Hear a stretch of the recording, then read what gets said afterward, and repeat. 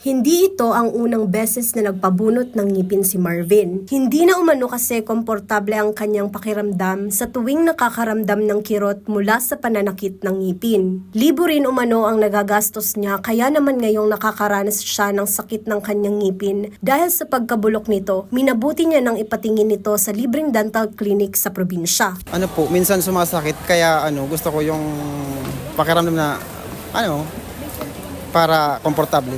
Ngunit dahil sa init ng panahon ay nakaranas umano siya ng high blood pressure na isa sa mga factor kung saan hindi agad sila pwedeng mabunutan ng ngipin. Ayon sa health expert mula sa PHO Kamsur, maaari itong magdulot ng labis na pagdurugo. Kasi madugo yun. Dudugoon siya ito. Tataas pa yun. Pag nakulugan siya, tataas pa ang BP niya. Tapos may tendency pa talaga yan na duguin.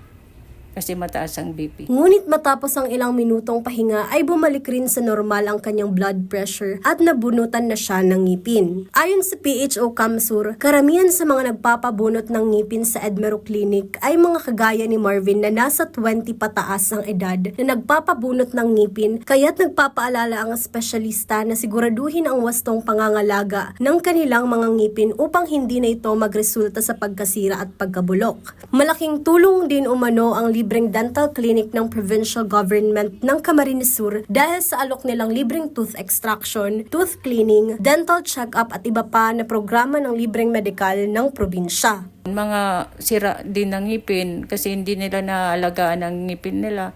Tapos siging kain ng mga sweets na hindi nagsisipilyo, sinatutulog, hindi nagsisipilyo. Dapat nagsisipilyo tayo 3 times a day. Minsan twice, pwede na twice, morning and evening. Tapos kailangan may oral prophylaxis tayo, cleaning every 6 months. Kaya twice a year.